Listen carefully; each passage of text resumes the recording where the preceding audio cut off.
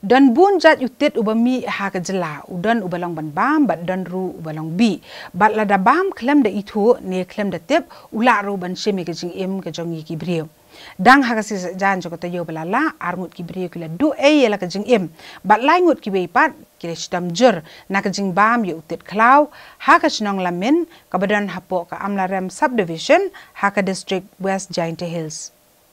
Kat kum ka kubor belayok lum lia thu bakini ki arngut belatip kerteng da Morrison dhar sopo senam kerta bat ukat dilia kongla arpun ru senam kerta kilalet khet united khlaw hak singi pale jeng katayo belala naga khlaw ku badan hajan chnong kini ki breu kila shat united halaki jong ki yeng bat klea bam balaki jong ki khon ki kiti bat ki bahayeng bahasem ki badan baro kan rungut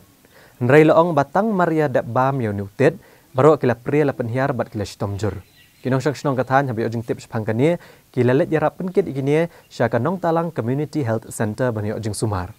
nrai namar ke jing jor ke jing shitom ikini ki arngut lapen kan ria ano nang ne jaka sumar haga singi ke babut bat lalet wat ke jing sumar bapaka syaki wei pat ke jaka sumar nrai loong bahagani ke jing pen kan ria Morrison ulak klat no ashteng nanti kat badang wat penkit u syashelong kat ba ukat dilia kongla ulak klat apeng ke jing sumar ha civil hospital ha yalong men ha kamit singi ublei kat kum ki kubor loong badan lai teli gilong yeng ke baya minutit khlaw kentup yah nyongun ke yeng Morrison kentup ru yah rengut ki kuon bat ukun ke badan mentah ha padang jing sumar ha civil hospital yalong bam kutin ata ha kasi thading ge lek bu hospital ate haduk se les ni te khlat no tu wi wa poi chini te khlat o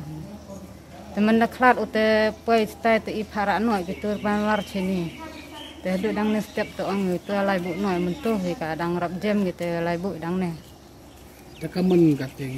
hadin lo poi bhai ni kaman yu tu rap te da hoi kate yu hoi man bam gi se ate te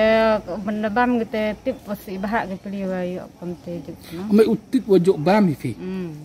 teman de li thu phi na khlo te men ne phangot men li wei te balak khlat te te wei wan men ta ga wei pi rustem te khlan noi pra dunai la khat la long you when he came also la long very bad condition in shock te khlan noi kunton ta pada kita bawa na takasi prangot kita takim nilai present dia stable they are responding to the treatment yes present dia okay